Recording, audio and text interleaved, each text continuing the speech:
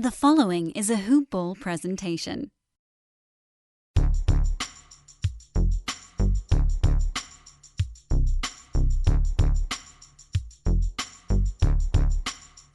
Hello and welcome to the Hoop Ball DFS Today podcast. Today is Thursday, September 5th, and my name is Joe Sarvati, affectionately known as Coach, and my partner in crime here is one of the more respected NBA DFS guys in the industry. Hello, Mr. Micah Patria. How are you today? Doing well over here. Got to listen to our first show last show. I was pretty happy with it. I think we're gonna have a good thing going here, Coach. I'm looking forward to the season. I got a page full of stats for us tonight. We're gonna be breaking down some of the bigger moves. This is gonna be a fun night. No doubt about it. This being our second show, we first of all want to say thank you for the listeners that listened in to the first podcast last week. We got a lot of good feedback on Twitter and through several of the different podcast sites. So thank you for doing that. And we're building the show out. This is going to be an NBA basketball show. We're still 7 weeks away from preseason. So as we go, and we mentioned multiple times last week, this preparation time is key. We're going to be talking over strategies. Some of the comments that we got were first-time DFS players that want to sort of get an idea of how to strategize and get into being successful. And then we had quite a few comments from those that have dabbled with DFS and really wanted to know how to take it to the next level. So, as we stated before, what Mike and I are going to try to do between now and the beginning of the season is really grind it out. Look at all the moves, start talking about where the big changes are that are going to affect things initially. And our goal is to get everybody out to a super fast, profitable start in the preseason and in the first 2 or 3 weeks of the season, when you can really take advantage of some of the mispricing and adjustments that have to be made. That's exactly it. And basically what he's saying here, people, Coach is saying it in a nice way. We completely respect everybody that's listening to us at this point of the season, because the odds are you're a degenerate like us when it comes to DFS, and you look forward to the NBA season that much, where you're getting all excited that 7 weeks out some people are actually talking about it. And yes, we're those people. And when we get down to the season, it's going to be we're expecting to see a little bit more. We're going to get the more casual people, and we're here to help everybody. So we're here to help the degenerates like ourselves, and we're here to help the casual guy that just wants to jump on there, play a few games, take a shot at winning a couple $1,000 here and there, and it's going to be a fun time either way. So I recommend for anybody that's going to play DFS to jump in on these, get it while it's here. We're going to be getting some preseason action, and it's not often that you get to hear that kind of stuff.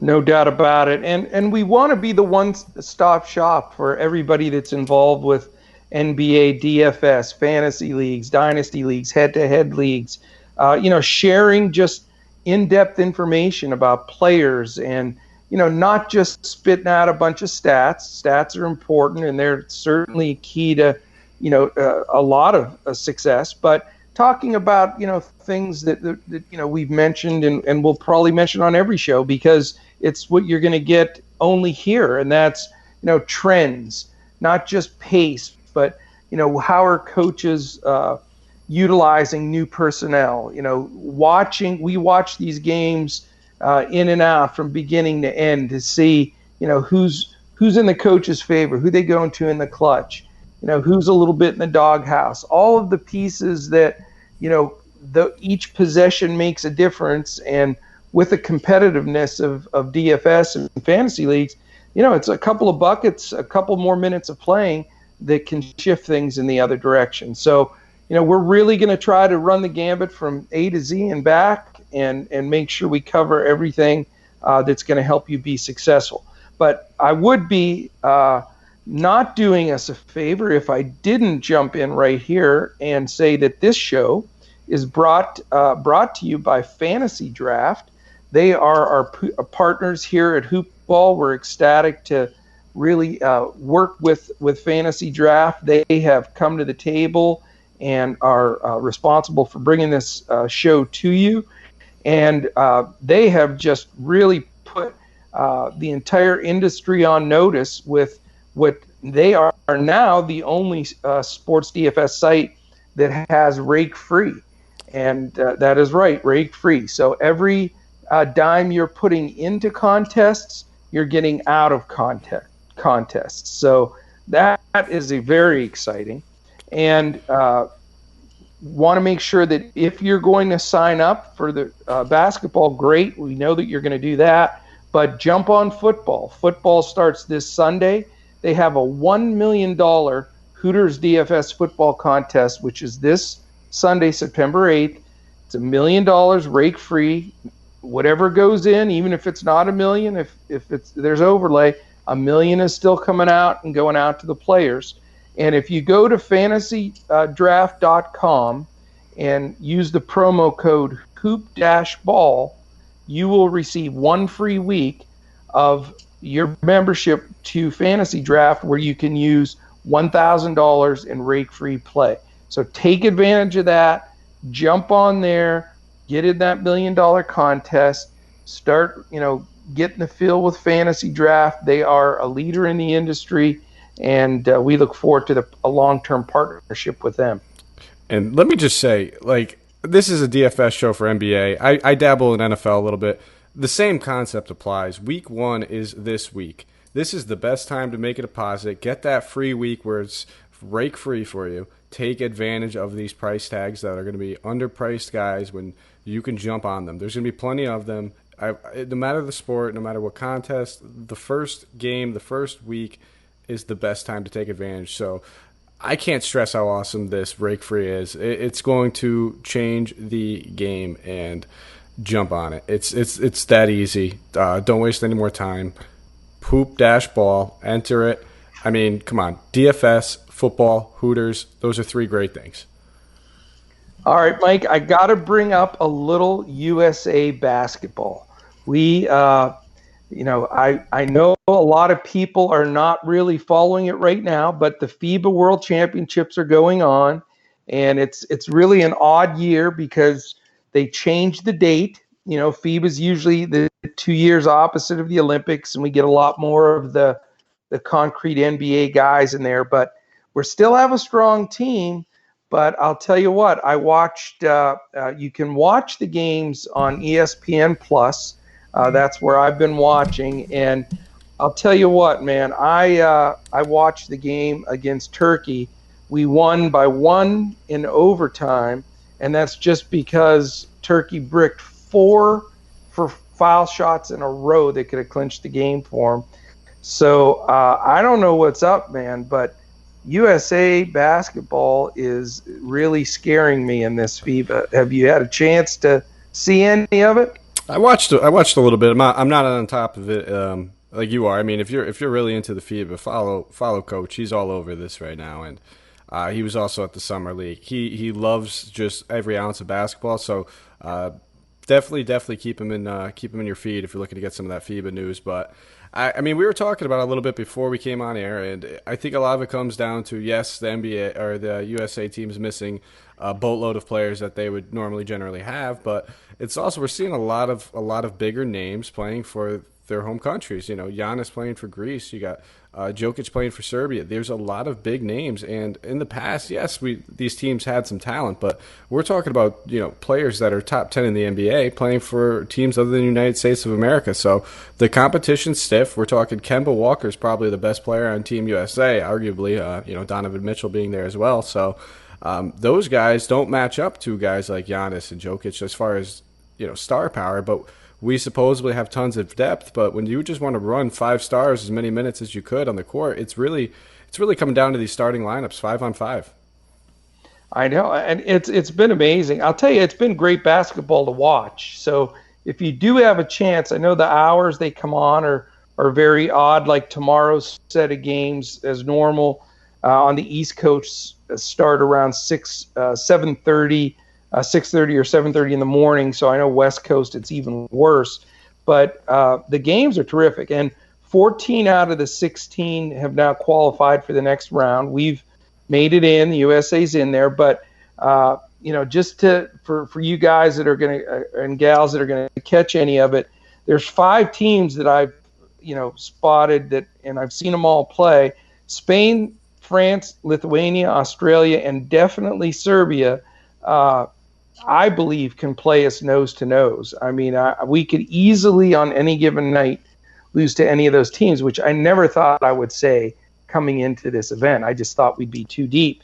But as you alluded to, this tournament has 57 NBA players total in it. So, these national teams are showing up. They are loaded. Serbia, for example, just, and we won't spend too much time on this, but with Jokic and Bogdanovic, Bjelica, Boban is on that team, Tiasovic, these guys played NBA basketball, and, they're strong players. So it's going to be a test. This is going to be an interesting week to see who can get down to the medal rounds, and then next week, hopefully we're able to sustain. We also lost Jason Tatum to a twisted ankle.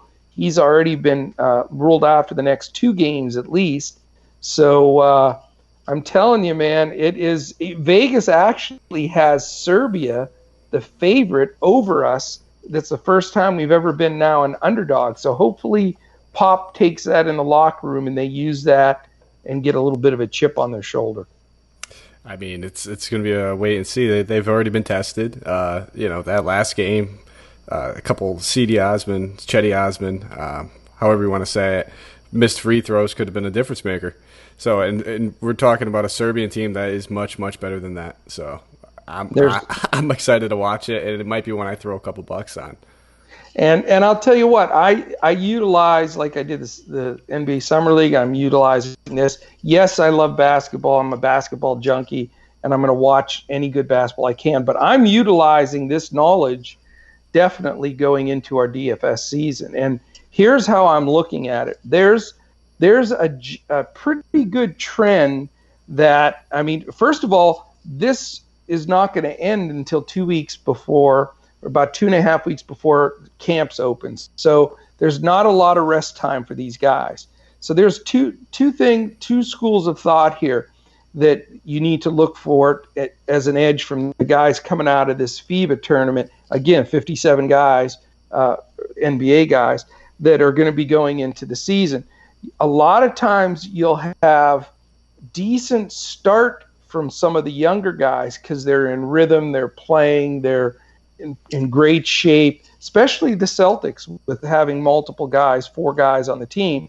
I think that will be a plus. But where you need to make a note of these 57 guys is generally they'll hit the wall a little bit sooner towards the end of the season.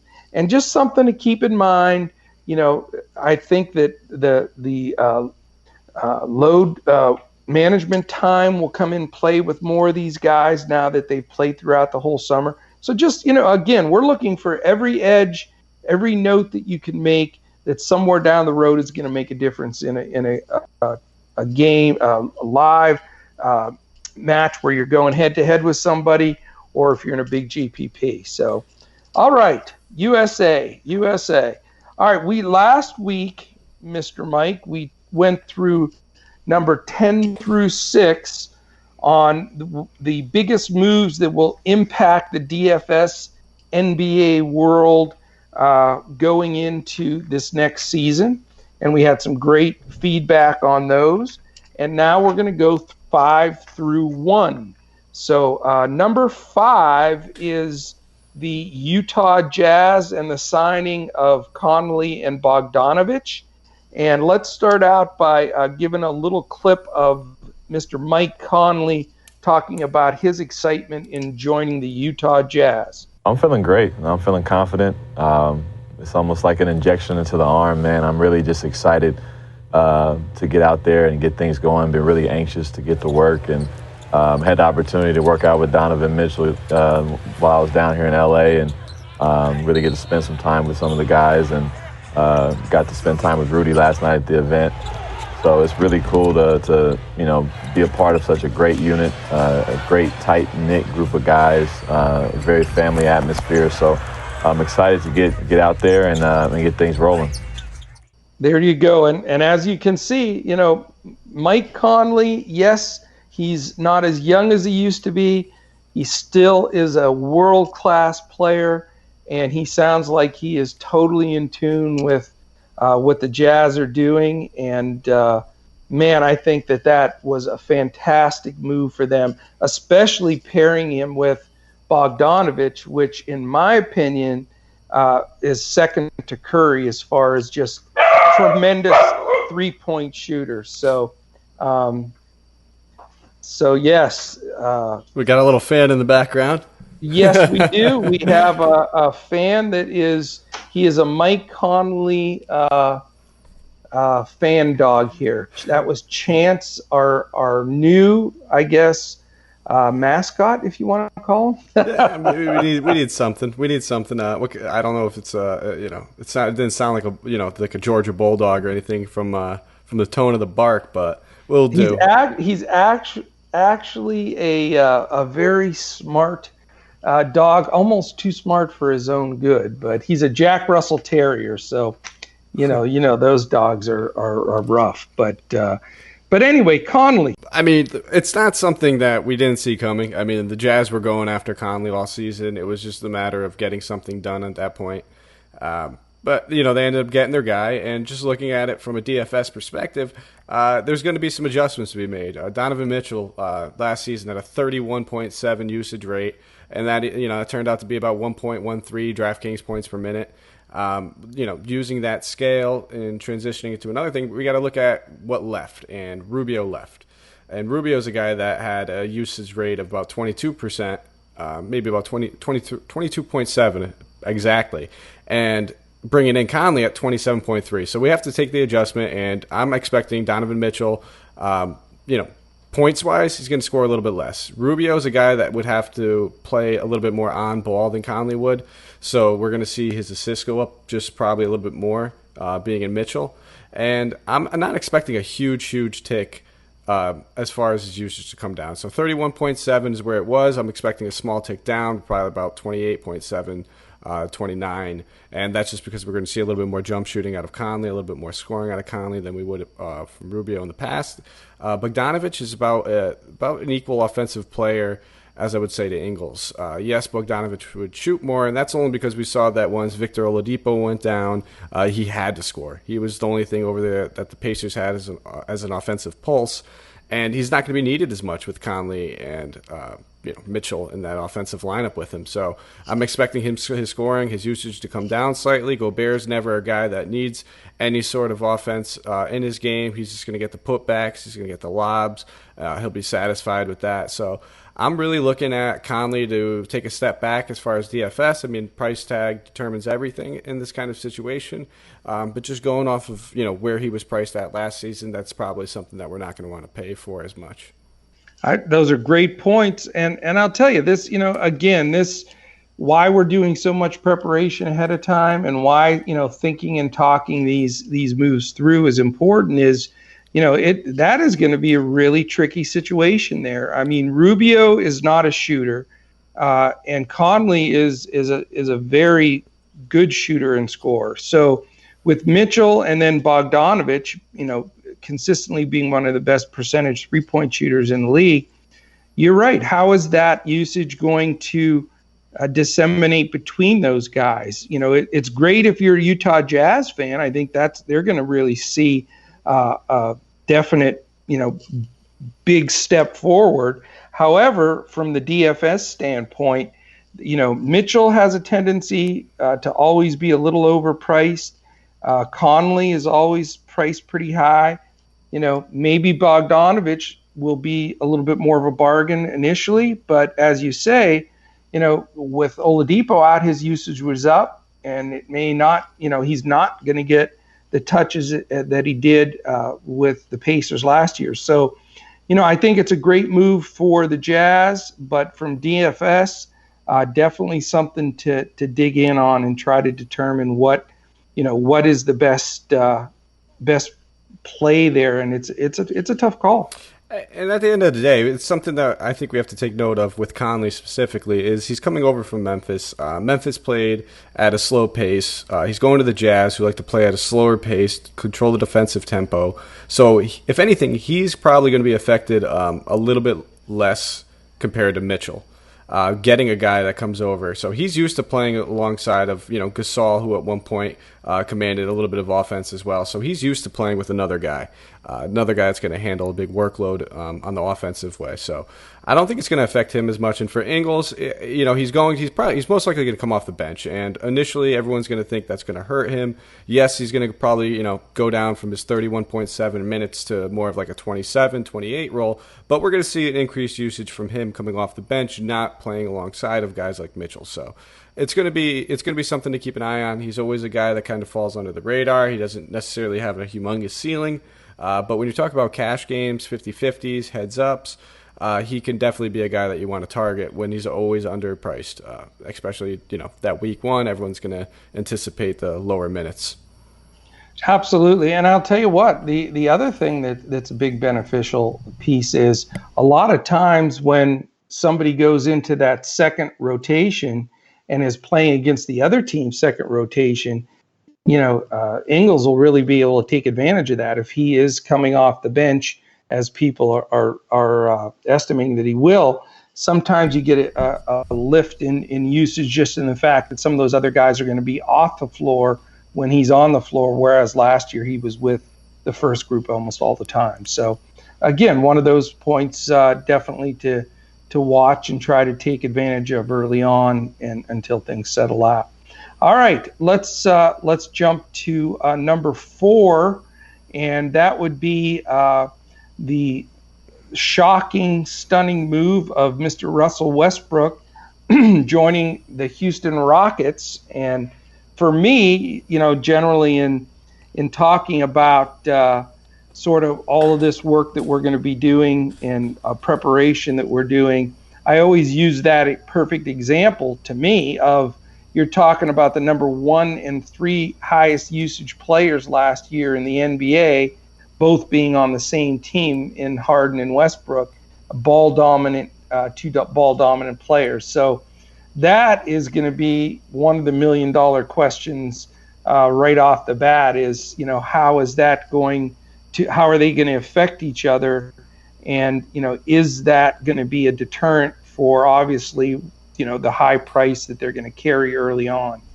One thing that I find very surprising, especially about, you brought up the usage rates last year, and both those guys being in the top 3. And surprisingly enough, Westbrook actually had the lowest usage rate last season since his sophomore season. So he had a usage of 30.9%, and his sophomore season was 25.7. Every year, even playing with the years with Durant, it was higher than that. But the thing that we look at when Westbrook was hitting this price tag and putting up these numbers is obviously when he was getting these triple doubles, and that it's no surprise that happened once Durant left, because that's exactly when it started, the 2016 and 17 season. But it isn't necessarily due to the usage, and that's what I'm trying to get at. It was the defensive efficiency rebounding skyrocketed. So he was rebounding defensively at an insane clip. It went up from 18.1% to 28.8%. And I think a lot of this is in due part to the culture that OKC had to transform into. It was less of a timed rhythm thing. It was more of a push the pace thing, get Westbrook these rebounds, push the tempo, take shots, and it showed. I mean, we watched these games. We would see Steven Adams. If you've heard me before, you'll hear me mention this all the time.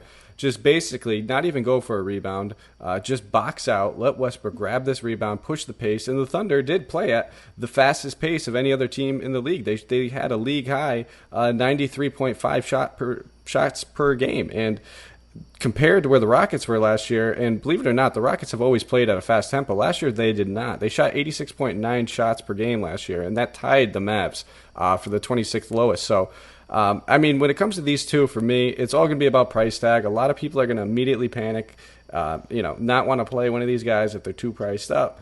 just because they're playing alongside of each other. But I'm not really expecting the triple doubles from Westbrook. But if that price tag is just absurdly low, or if Harden's for some reason is under that 10-5 range, I'm going to jump all over that. I still think Harden is going to score 50 a game. We weren't looking for those high scoring games from him when he was necessarily getting triple doubles. It was when he was scoring 50 or 55. And Westbrook isn't necessarily known for his scoring prowess. He, one of the league's lowest 3-point shooters, shot terrible from the line last year. So the tempo of this team, I'm expecting to be very similar. It's going to be a little bit more controlled, though. It's going to be a little bit more of a controlled game for Westbrook, and it's going to be Harden's team to score. So that's what I got for you as far as that. I threw a lot of numbers at you, but I think there are a lot of very important numbers, and it's going to come down to the usage rate, and that's the number one thing I try to focus on when I'm making my lineups in DFS. I agree. I mean, usage and minutes, and I'll tell you what, I think personally, Westbrook for me early on is a full out fade, and I'll say that because of a lot of the statistics that you read right there. I mean, Houston's tempo and pace, is Harden dribbling the ball 25 times and then, figuring out when the shot clock's running out, to step back and hit a three or shoot a three. And it's going to be such a different world for Westbrook.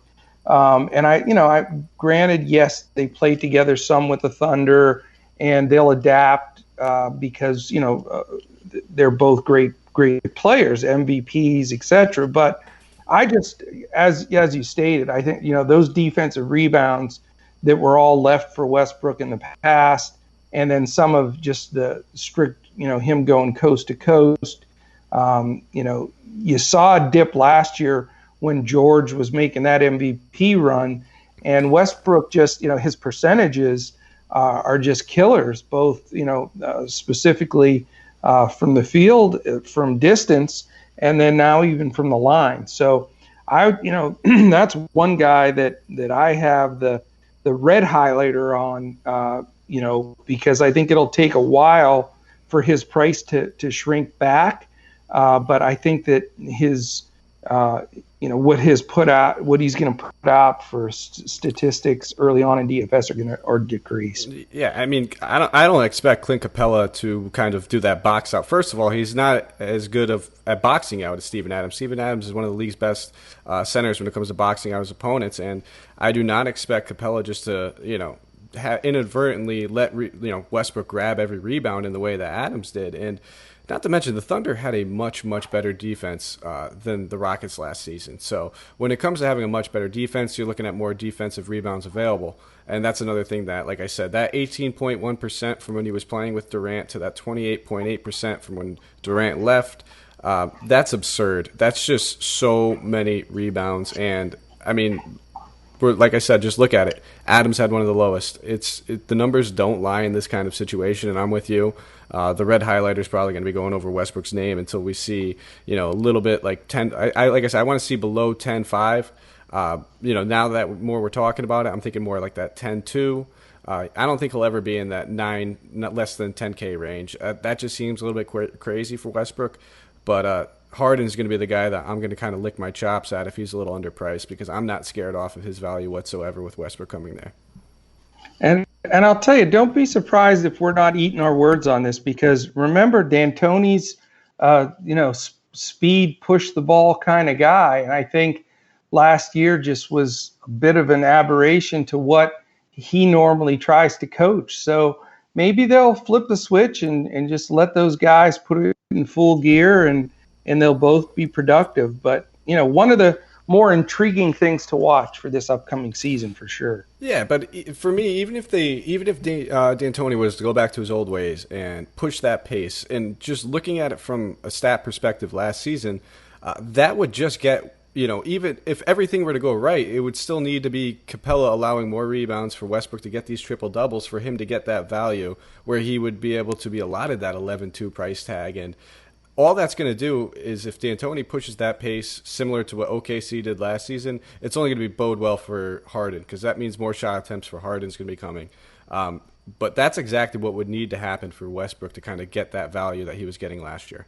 Yeah, and I'll tell you what, I had some successful wins using Chris Paul. And if you just, take Chris Paul out and you put, Westbrook in there, there are times that second guard can really flourish in D'Antoni's offense. Now, I'll tell you what's an automatic. If Westbrook or Harden sit, that's 100% lock button for the other guy when they play. That's for darn sure. So that goes without saying. Yeah, and to another point, it's a guy that I'm going to steer clear from is probably going to be Eric Gordon, because he's a guy that we would see capitalize off of kind of that second unit usage when Harden would come off of the floor. But odds are they're going to stagger these guys' minutes. Either Westbrook or Harden one of them is always going to be on the floor, I assume. That's what I'm going into the season thinking. There's no reason why they shouldn't. They're both ball-dominant guards. It's good to kind of stagger their minutes, take one out, put one in, and that's going to directly impact Eric Gordon's usage because he's not going to have that opportunity to kind of just chuck when Harden comes off the floor. Yeah, and I'll tell you what, Gordon is one of those guys that just, to me in DFS, he just doesn't fill the rest of the categories, rebounding, assists, anything else. It's just total scoring dependent, sort of like Klay Thompson in a little bit of way, and certain guys like that where, if they don't put up 40, if they're only scoring 28, which is a good game, but those other numbers aren't there, then they really can take a bite out of you in DFS. So, all right, cool. Let's move on to number 3. And, this could be, I guess these first 3 are interchangeable, really, when you think of it. But I guess because this only has one person and the other 2 have 2 guys, this fell into the number 3 hole, and that's Anthony Davis going to the LA Lakers. And before we jump into that, let's listen to AD a bit talking about going to LA and his focus on winning a championship. We have, a standard and that is it, especially for me as a player. If I don't win a championship, then, the season was not a success. All right. Well, AD, I think, is ready. He is ready and focused and definitely an MVP candidate and definitely a guy that I think is going to be a massive price tag right off the DFS first game in, but probably will pay off. That's for sure. So what's your initial thoughts on AD and the role he'll play with LeBron and company in LA? So, I mean, the obvious is probably, like I said, you'll hear me use usage a lot. It's a big factor when I make my selections for DFS. And I think he's obviously going to have a lower usage playing alongside of a guy like LeBron James. He's never played alongside of a caliber player. He played alongside of Boogie Cousins, but that's not LeBron James necessarily. But it's in a good way. So I think that we're going to see, obviously he's going to get freed up a little bit more with LeBron taking a lot of attention. All eyes are on the floor, and LeBron James has the ball because he can create his own shot. He creates for others. He can spot up. He can take a 3. He's the best player on earth right now. So all of that is going to bode well for him. And I think what we're looking at, a lot of the times when AD has these massive games, it's not necessarily on the scoring side of it. He comes out there and blocks 6, 7 shots, 5 shots, 3 or 4 or 5 steals. All of that is still going to happen. They're going to play at a faster pace, than they did last season. So I'm expecting some good things. They're going to be a little bit better defensively than he was over there in New Orleans when he was playing for that. How many games did we get out of him? Very, very short season. I had him just about in, I would say, probably about 50% of my season-long league. So that was lovely having him there. But yeah. I'm expecting LeBron James to be impacted in a positive way from this. He's going to have someone that can actually finish at the rim. Someone that can create their own shot so he can get open a little bit more as well. So this is all going to bode well, I think, better for LeBron. I think Davis, we're going to just see very, very similar stats. A lot of the times when I'm selecting Davis, it's matchup dependent. He's always going to have that high price tag, so I want to, play him against a team he's going to be able to destroy on the interior. And even that's going to have to change a little bit because now he's going to be playing primarily power forward. He's not going to be down low getting as many rebounds. So I think we're going to be looking at a few more triple-doubles from LeBron this season. Well, it's interesting because, the Anthony Davis scenario, one, you can look at the fact that listening to that snippet of the interview, but if you in listening to the rest of the interviews that he's had recently, I mean, he's very happy. He's content. He feels like he's finally somewhere where he chose to be, and he's more focused and more. So, I mean, all of those good things are going to play, I think, into him being ready to play at a high level. But my concern is, he was playing with the Pelicans in Alvin Gentry's offense, where he was completely the focal point. They're pushing the ball, and he comes, with the Lakers. It's LeBron's team. Frank Vogel is not always the fastest pace coach. He has a tendency to, run some more rigid plays that will slow down the pace a bit.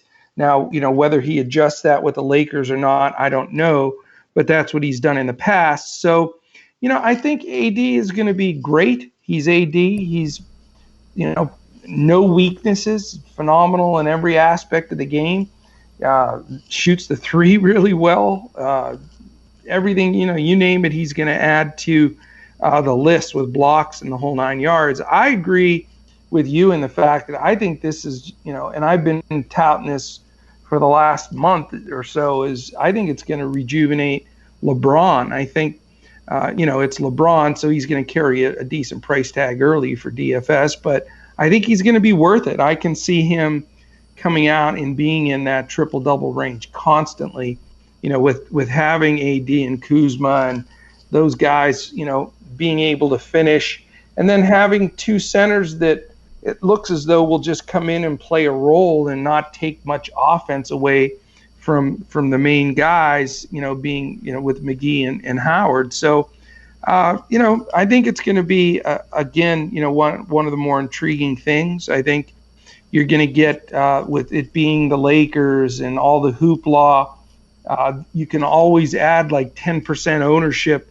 to AD and LeBron because they're just so popular and everybody wants to root for them, watch the late West Coast game and root for them. So you got to beware a little bit of ownership numbers with those guys. But, I think early on I'll definitely be targeting LeBron. And then, we'll see, the risk with AD, and it's like holding your breath when you're watching a game when you start him, because if he, bumps his fingers into the basketball standard, you think, oh my God, he's going to go to the locker room, he's out, so there's always that panic. Well, let me counter that right now, because I personally think, with Anthony Davis, like you said, that was a great point you brought up with the mentality. He's happy now. He has something to play for now. He has something to stand up for now. It's not just I'm playing for a city where, let's be real. In New Orleans, they care about the Saints, and it's been a big topic of conversation in the offseason.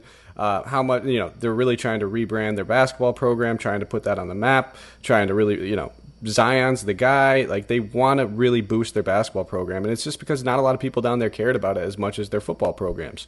So just looking at it from that perspective, I don't think we're going to see an Anthony Davis that, unless he needs to be pulled out of a game, will come out of a game. I mean, this is a guy like last season and in the season before that, we really couldn't take it serious. He didn't want to be there. So if he got hurt, he was coming off immediately because that was going to affect where he could get traded. So I think all of that's in the past. And another big point I wanted to bring up was he's playing for the first time in his career with two very, very good passing point guards in LeBron James and Rondo. So we saw him play with Rondo in the past, but some of the other guys that he had schlepping around there playing point guard in New Orleans, I mean, besides Drew Holiday, who we're seeing is a better two guard for that fact, we're looking at guys like Elfrid Payton and just crumb bums that. You don't like Frank Jackson? Listen, Frankie Jacks can score. He can ball. Don't get me wrong. He can score. Pass it? No. Not guys that can help him set up for his own shot. He would always have to kind of create for himself over there. There was never really any attention anywhere else. Now he has two guys that could create passes, two guys that no matter what, if LeBron comes off the court, Rondo is probably coming on because LeBron's going to play a lot of point guard this season. Rondo's most likely not going to start the year. I would be shocked for any reason if he would. The only thing that's really steering me, I guess, if I wanted to play devil advocate against Anthony Davis not being able to produce the same way that he used to be able to, would be that Dwight Howard is there and we're going to see a lot of rebounds. But even that's hard to kind of, put a knock on him because he played alongside of DeMarcus Cousins, who can do the same exact stuff to a higher extent at that point in his career. Well, I love AD, but I'm telling you, I've sat on my couch, sweat dripping off my brow when AD's marching to the locker room for the 5th round of concussion protocol, and I'm about to throw up my dinner. So not flying in LA. That will not fly in LA. We will see. If history tells, he has consistently missed games throughout his career without question. But I hope you're right. Well, yep. It's like you said, time will tell. But I'm really focused on this. But there's other moves, and I think there's going to be other moves that are going to impact it a little bit more. And I believe our number 2 is going to be Kyrie Irving going to Brooklyn. And with Kevin Durant, while that's 2 big names going there, I mean, it's really only one that we're going to have to focus on as far as this season and for DFS purposes.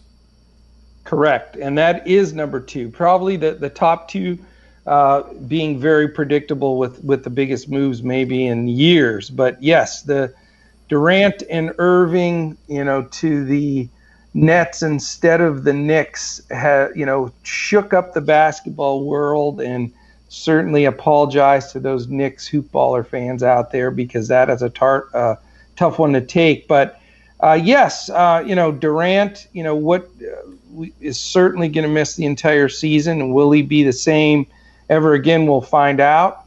I think there's a good chance that he will, just based on the early reports on his recovery. He's way ahead of schedules. So what it comes down to is Kyrie Irving. Obviously the Celtics situation was a complete disaster, and his numbers were solid but inconsistent. He steps into that role that D'Angelo Russell had really produced with in a very up-tempo Nets system. So I think, Irving may be a guy early on that, he seemed to always have a fair price. He wasn't overpriced as the norm last year. And I think he may be a guy that has a little something to prove and could have some early worth. Well, and again, let's just talk about the usage. It's simple right here. I mean, Kyrie Irving, his career high for usage is 30.8, and that's back in 16-17, playing in Cleveland. So looking at D'Angelo Russell last season, he had a career year, but there's no way that we could compare him to Kyrie Irving on a skill basis. I mean, Kyrie's probably just better fast in every part of the game. Arguably we could say, Russell being maybe getting an edge on defense, but he's not really known for his prowess either. He had a usage last season of 31.9. So he has had a higher usage in the one season that he played over there than any single season in Kyrie Irving's career. So Kyrie's going to have that going for him. And we're talking about a faster pace than the Celtics played at. They're going to be relying on him a lot more. So I'm very high on Kyrie. The only thing with Kyrie ever is his health. And the one thing that may impact his DFS value and even his season-long value is, maybe taking the foot off the pedal a little bit more. Maybe they're a little bit more cautious on it because, one, they're not really, they're going to compete this year, obviously. They were very good last year, but they're really gearing up for when Durant gets healthy next season. That's the season that they're really planning on gunning for it and going for it and taking a run at the NBA Finals. And they have a very capable backup point guard in Spencer Dinwiddie. And, Rozier only played 22, 23 minutes last season, backing up Kyrie. And we're talking about a guy like Dinwiddie who played 28.7 minutes last season. So there's a very capable, he's definitely a better defender on him. He's longer. He's got that length. He can get in between the passing lanes. So there's more of an option to kind of pull him off, ease him off, and blowouts, kind of put the other guy in there.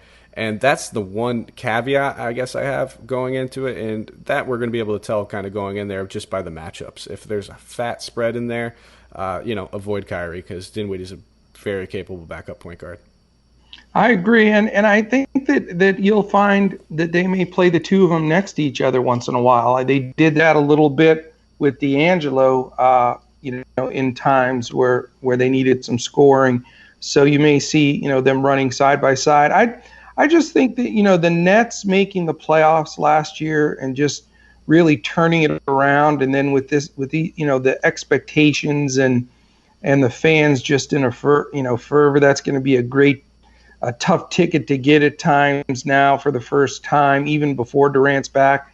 I think, as you said, from a usage standpoint, don't be surprised if this may be Irving's highest usage season, since before LeBron came back to the Cavaliers. So, I'm high on him. I think, it will change all dramatically within a heartbeat next year when Durant's back. All of a sudden, that he goes from highest usage possibly in his career to maybe the lowest, because Durant is going to be a guy that's just obviously the go-to guy on any team. So it'll be a very transitional year for the Nets, but I think one that Irving certainly has something to prove after really the embarrassment of the Boston scenario.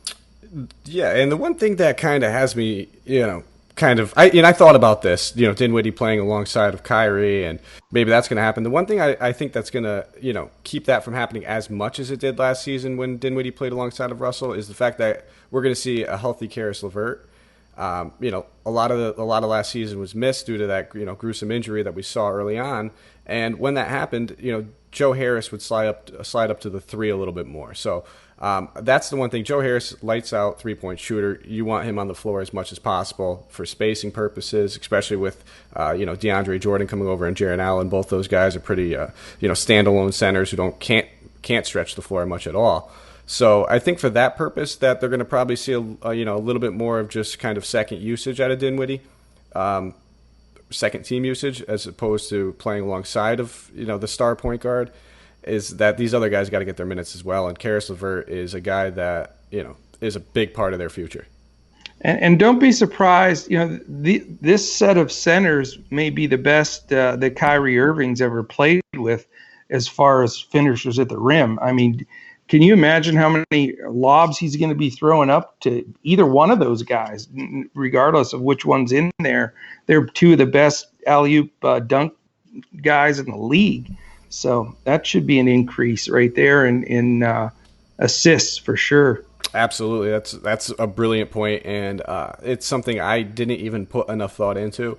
He's going to have some finishers at the rim, and that's going to be huge for him, because if we look at what he played with last season in Boston, Al Horford's not that guy that's going to be finishing at the rim. He's the guy that's trailing behind the play, ready for the breakdown, spot up 3 at the top of the key, taking his time in the post, working himself in. So he's going. Aaron Baines too. He wasn't a guy that ran the floor at all either. It's not like he ever had a JaVale McGee or a guy like that. In Cleveland with Tristan Thompson or any of those guys. He's never had a high-flying lob, guy to throw the ball to. So I think, that's a big thing that could be a huge plus for him also. Yeah, and we can only talk about how amazing this guy is. He's got the ball on a yo-yo. So the between the legs, no-look alley-oops are going to be coming left and right. I think that's going to be something to keep an eye on with, of course, up there, everyone's going to be waiting to see a couple Zion alley-oops too. So Uncle Drew, man, I just watched that the other night again. I've yet to see any of those movies, and you haven't seen Uncle Drew? I mean, I've seen the YouTube ones when they originally came out. I've not seen the actual movie of it yet. One of my buddies, I'm the one that showed him Uncle Drew to begin with when he started off doing it with like Kevin Love. He brought Kevin Love on. That was always pretty fun to watch, and I have yet to see the movie, so it's something I gotta put on my list. But I just couldn't imagine how they could turn like these 17 or 7-minute long clips on YouTube into like a full-length movie without. Because the best part was the imagination that nobody knew that this was Kyrie Irving. Like the first time that he did it, he got away with it. But then it became a thing, And he just started showing up to courts, and it's like, all right, yeah, there's an old guy that kind of looks like Kyrie Irving that's just going to put the ball on a yo-yo and school some dudes like me in a random basketball court. So it's no one's believing it at that point. So I don't know. I'm a little skeptical on the movie, but if you're telling me to watch it, Coach, I'll give it a shot. It's fun, man. And Shaq's like the funniest human being on earth. So, he's in it and he kills me. So you'll enjoy it, man. You will. All right, before we get to number one, just another quick mention of our sponsor, and to remind everybody, Fantasy Draft. Get to the website, fantasydraft.com, sign up with Hoop-Ball, and that is your promo code. You get a free $1,000 worth of rake-free DFS play. Perfect timing for you to get into their $1 million tournament this Sunday, September 8th. And would love to catch a Twitter of somebody that listened to the show, jumped on there, and they're the ones that won the $1 million. So, thanks again for Fantasy Draft, and we would definitely encourage you to get on there. Also wanted to mention too, when if you're looking for this podcast, you can find it everywhere. We're right now. iTunes, Google Play, Stitcher, Podbean, iHeart, Spotify, YouTube, pretty much anywhere podcasts can be found.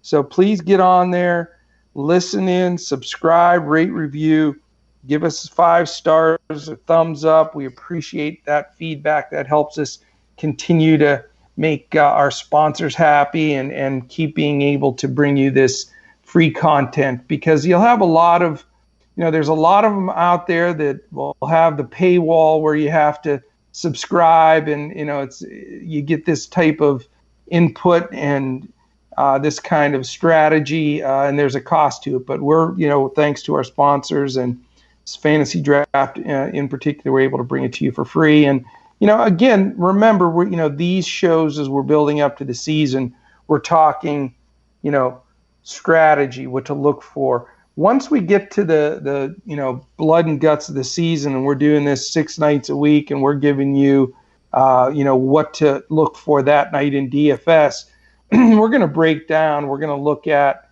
again, the analytics and statistics like some of the other touts are bringing forward, but we're never going to give you suggestions of playing 8% of everybody, and we're never going to be not be afraid to get out there and give you some recommendations. We're also going to start every show talking about our recommendations from the night before, where we went wrong, what was real successful, hopefully what won some of our listeners the big money. And so we look forward to you guys joining in on that. It's just a fact. I mean, if you listen to the podcast where I was doing with Dan Bespers, shout out Dan. Obviously, if you listen to Hoopball, if you're a fan of Hoopball, you know who that is already. The mastermind behind the curtain of our whole podcasting unit, our whole radio unit. He's a major part of everything that runs on a Hoopball. But you would hear the transparency in the contest. I would talk about guys that day. The contest was that night, and you would see those guys in the lineups. And I think part of the reason that's why it was so hard for me to ever even, I placed in a lot of them, but winning those were tough, because at the end of the day, everybody was using, the picks that I mentioned. So there was a little edge for me to be had in those. And that just, I think, goes to show the transparency I try to play with over here. I know, Coach, you try to do the same. And I'm not going to, recommend a guy to, cover my own butt just because I don't want to mention him because I'm afraid he's going to go off. I try to take a very direct stance, and you'll hear me mention, sometimes about the percentage, but I don't play 150 lineups. It's usually the most I'm shooting out there are, 20, unless I'm just really feeling the night. Like the first opening night, I might roll out a ton of them, just because I told you that is the best time to take advantage of it. And I just try to keep it as plain as possible. If you have a question, if you like a guy, I will tell you flat out, I hate him or I like him. But again, do your own research. We break down a lot of these stats. We want to show you. We want to make everybody a little bit better. We want to give you a little bit more of an edge that you can have over your friends, over these GPPs. And it's the saying: you teach a man to fish, you feed him for a lifetime. But if you give a man a fish, you feed him for a day. So it's that simple. We want to feed you for a lifetime with this knowledge. I don't want to just give you all the plays and feed you that night.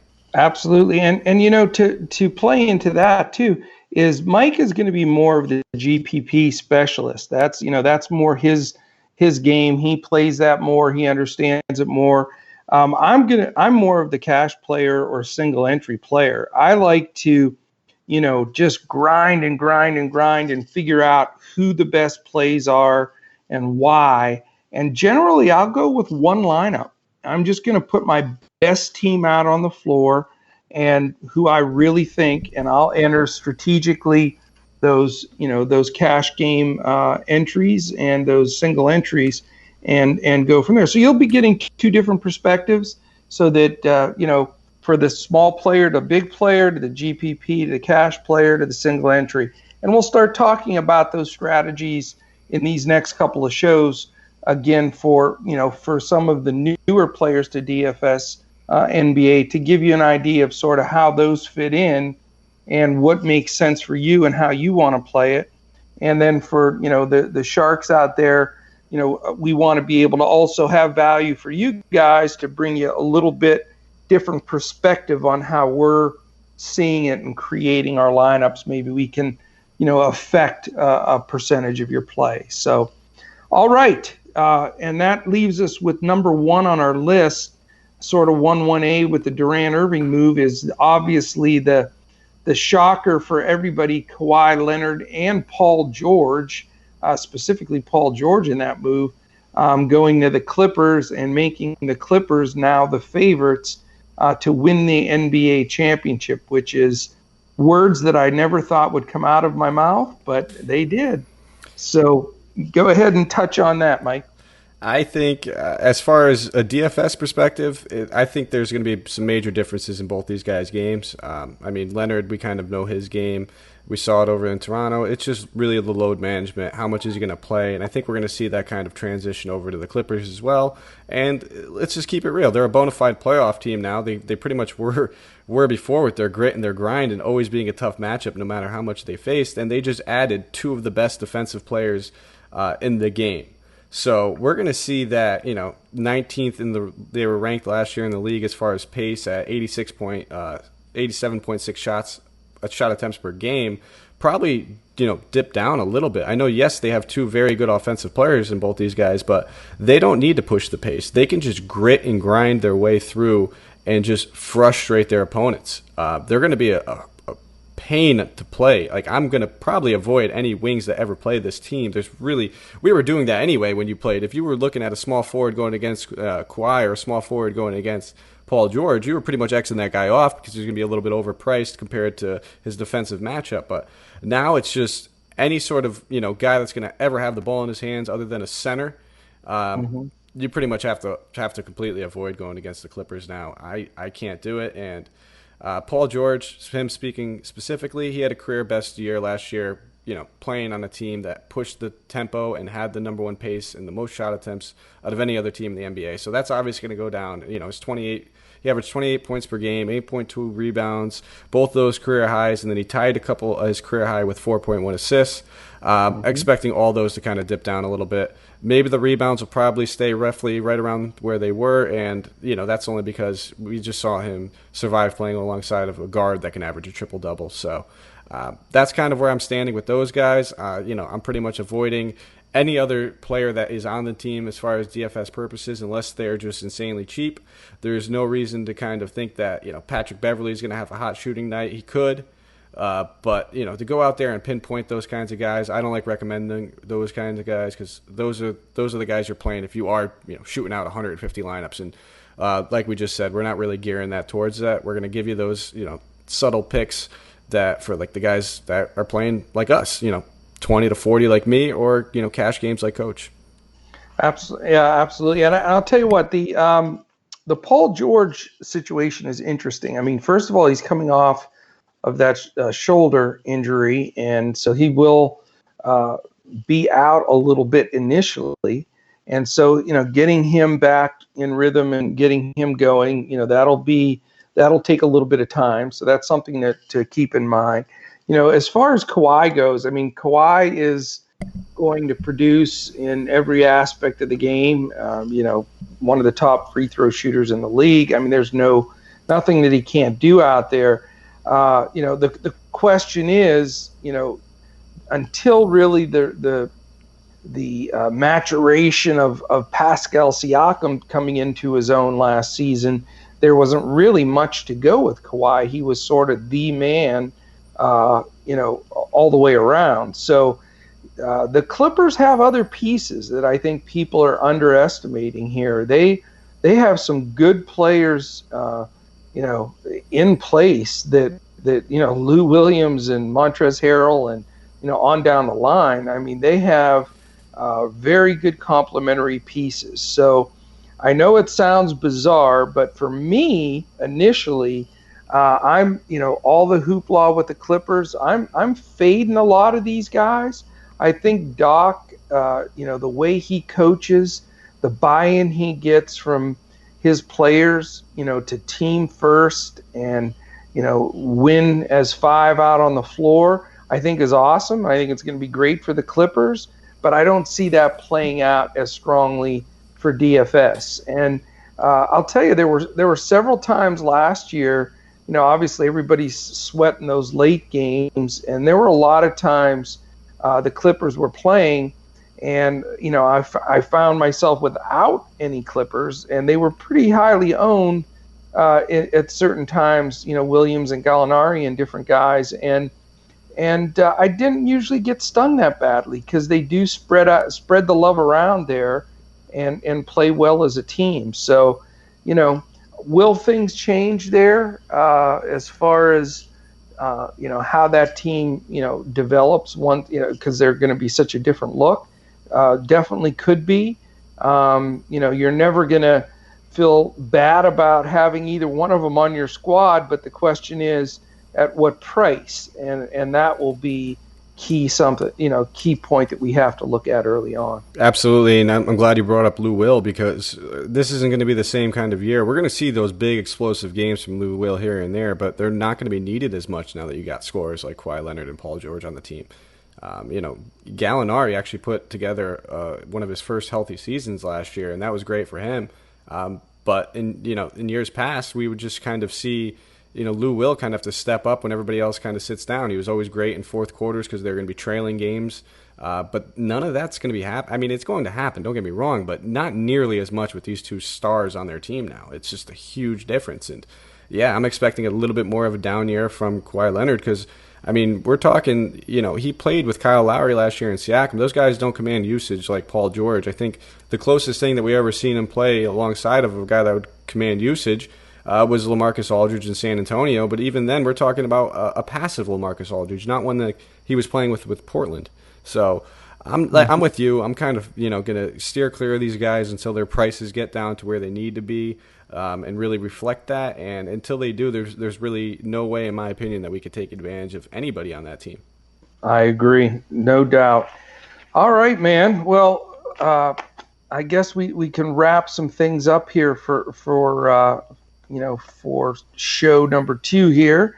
A couple of things to mention, as we're doing these shows prior to preseason, really what we want to do is build a rapport with our listeners. We want to get as much input from you guys on what you want to hear, what's going to help you prepare. And we want to, again, and I apologize if I'm repetitive on it, but we want to give you something that's not out there. We want to entertain you basketball-wise. We want to talk a little basketball. We love the game. We love all of the things that bring it together and the pieces of the game. So we want to always keep that in mind. We want to focus, obviously, on DFS, the daily game where, every night we're starting from square one again, and we're going to try to really break it down, not just from stats, but from strategy in every aspect to give you the best input that we can. We're never going to hold anything back as far as what we recommend and why we recommend it. We're going to back it up with the proper strategy, statistics, and analytics. And then we also want to just create an atmosphere where people that are playing their regular fantasy league, year-long, head-to-heads, dynasties, where they can get some different tidbits of information that are going to help them turn in their weekly lineups and help them be successful. So, if you have any recommendations, please feel free to comment. Look for us on Twitter. I'm at Joe Sarvadi. That's JoeSarvadi. And Mike? Yep, you can find me at Mike Apotria. It's MikeApotria, just like my name. And, like Coach said, give us some feedback, but just, throw a little 5-star in there. Go into your iTunes or, your Stitcher review. Click 5 stars. Feel good about yourself today. Do something nice.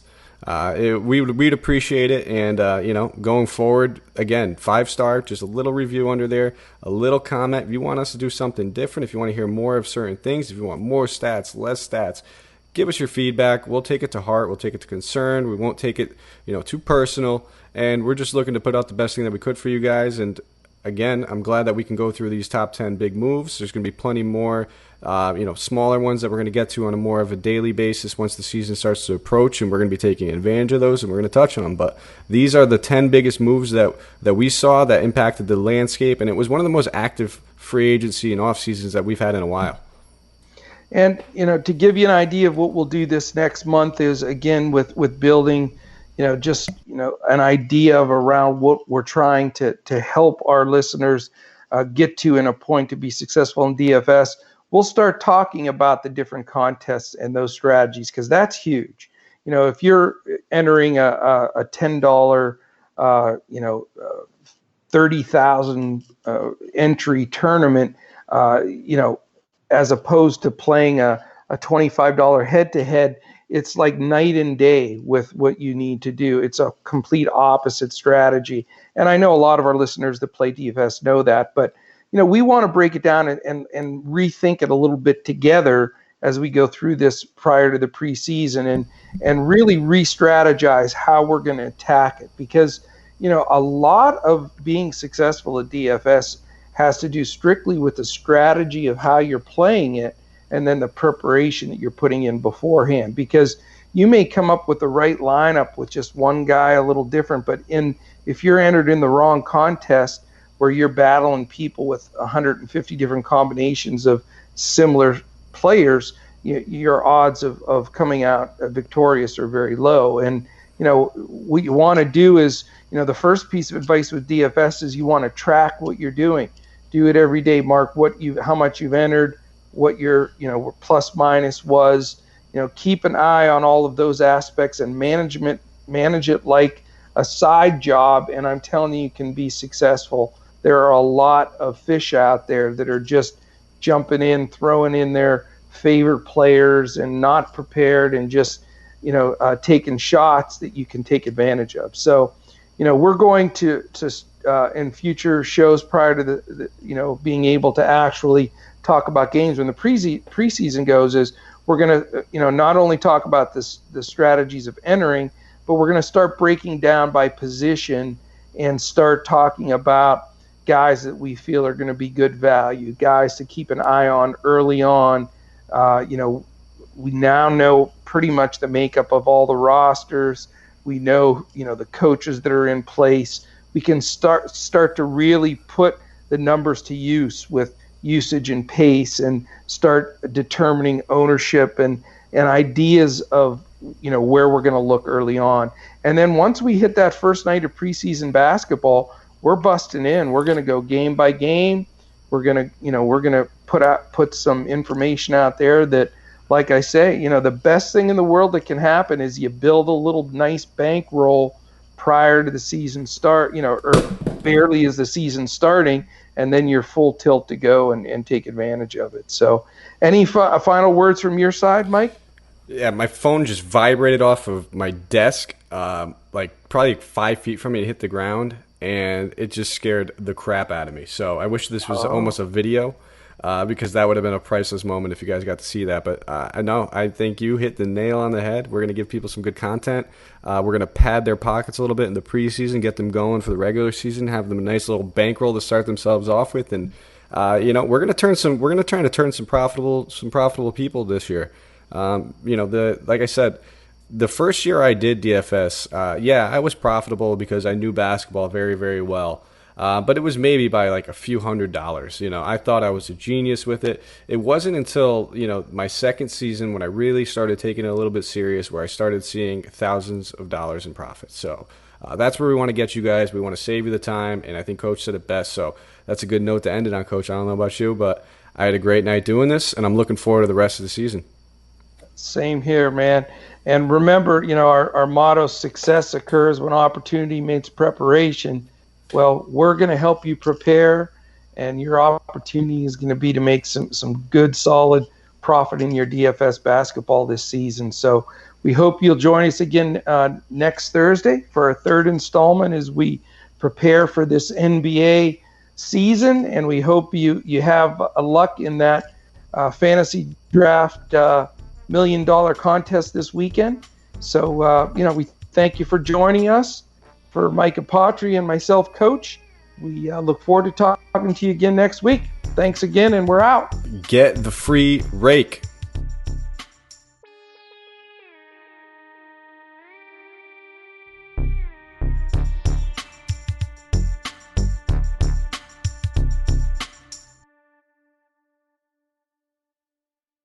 This has been a Hoop Ball presentation.